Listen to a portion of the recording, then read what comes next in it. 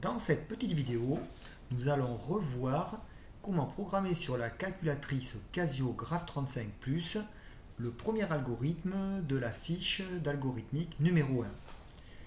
Alors si vous vous rappelez, dans cet algorithme, nous avons quelques instructions genre des affectations, une boucle pour ici, puis ensuite une nouvelle affectation.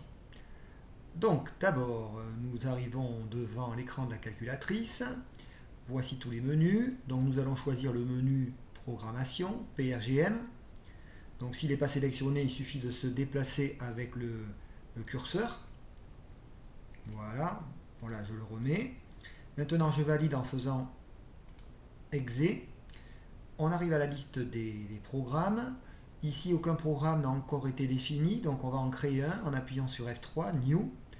Il reste à nommer ce programme. On va l'appeler tout simplement suite. Inutile de sélectionner la touche alpha. Les lettres majuscules sont déjà sélectionnées. Donc S, U, I, T, E. Je vais l'appeler suite 1. Alors pour sélectionner le 1, alors si j'appuie directement sur le 1, la lettre U va apparaître. Donc je fais alpha 1. Et je valide en appuyant sur EXE. Et maintenant, la calculatrice attend que je rentre les différentes lignes du programme. Alors, on va commencer ici par U prend la valeur 1. Donc, pour la calculatrice Casio Graph35+, il faut rentrer 1 flèche, alors alpha U. Et donc, on voit qu'en fait, la calculatrice comprend que 1 va être mis dans la variable U. Il faut le comprendre de cette façon-là. Attention à ne pas écrire les choses dans l'autre sens. U flèche 1 ne marcherait pas, par exemple. Une fois la ligne écrite, il reste à appuyer sur la touche EXE pour valider et passer à la ligne suivante. Et on va pouvoir maintenant commencer à écrire le début de la boucle. Alors, pour trouver les instructions de programmation les plus utilisées dans la Casio, il faut aller dans le module ici PRGM, donc appuyer sur cette touche là. Vous voyez comme elle est en jaune, on appuie sur Shift PRGM.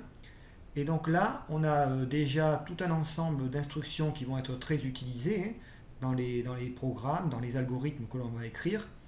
Alors, pour trouver la boucle, on regarde ici à F1, au-dessus on a comme commande. Ce sont les commandes de programmation les plus utilisées.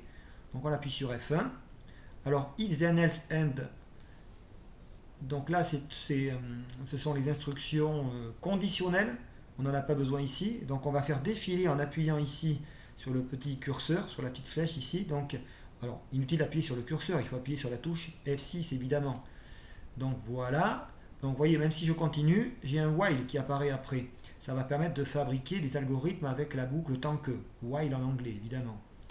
Là, on a if, on revient à for. Donc for, c'est le pour. Alors, i allant de 1 à 5. Donc, on va écrire 1 flèche, alors alpha i. Donc là, ça veut dire pour i prenant la valeur 1. Maintenant, jusqu'à la valeur 5. Alors, jusqu'à en anglais, to. Alors, 5. Ensuite, il reste à terminer la ligne en appuyant sur la touche EXE. Maintenant, nous sommes donc à l'intérieur de la boucle pour et on peut écrire tout un ensemble de lignes, tout un ensemble d'instructions. Dans l'algorithme qui nous concerne, il y a une seule ligne à écrire.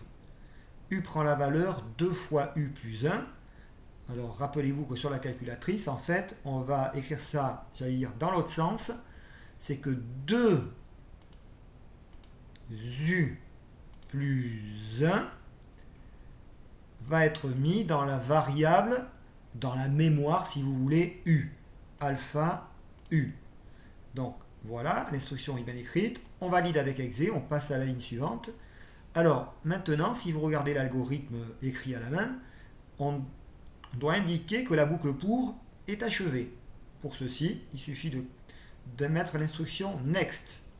Donc on appuie sur F4. À nouveau, on valide avec exe. Il reste à afficher la valeur de U.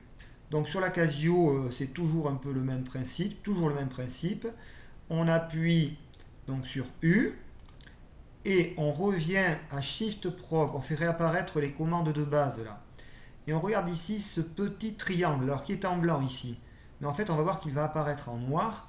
C'est le triangle qui permet d'afficher les valeurs de la valeur de la variable. On appuie donc sur F5. Et donc, ça y est, la variable U va s'afficher. Alors, pour terminer un programme sur la Casio, je l'ai déjà indiqué, la bonne option, c'est toujours de le terminer en mettant le petit mot fin. Alors, entre guillemets, pour que les lettres F, I et N apparaissent. Donc, les guillemets se trouvent en faisant alpha fois 10 puissance x, qui est ici.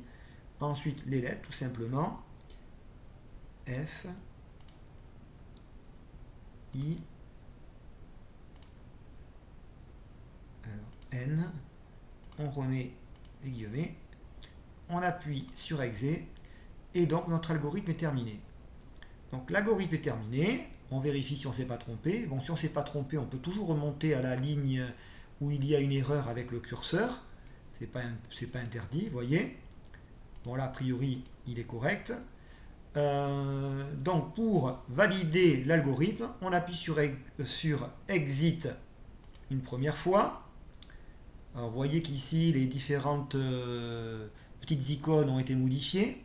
On réappuie une deuxième fois sur Exit, on arrive à la liste des programmes. Le programme Suite 1, on voit bien qu'il a été créé. Le 64 signifie que ce programme a une capacité, prend une capacité de 64 pour la calculatrice. Si vous voulez, c'est la taille de l'algorithme.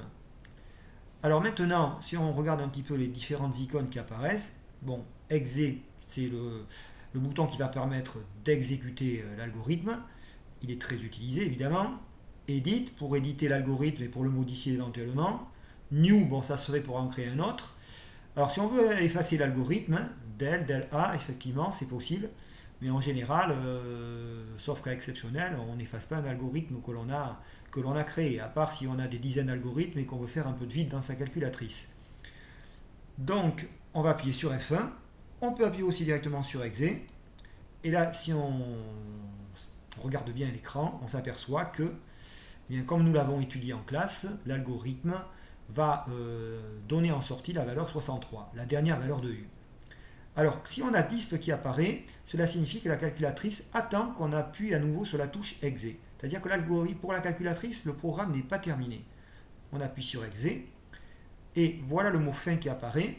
Et là, on se rend compte de l'intérêt d'avoir mis le mot fin à la fin du programme. Ça permet de terminer proprement notre algorithme. Avant de terminer la vidéo, juste, je voudrais rappeler que si on ne met pas le mot fin, eh bien en fait, il va apparaître une deuxième fois un 63 sur l'écran de la calculatrice. C'est pas faux, mais ça fait un affichage un petit peu en doublon, ce qui n'est pas forcément intéressant. Donc finissez par le mot fin vos algorithmes et ce sera beaucoup plus propre. Voilà, ceci achève cette petite vidéo pour la programmation de ce premier algorithme.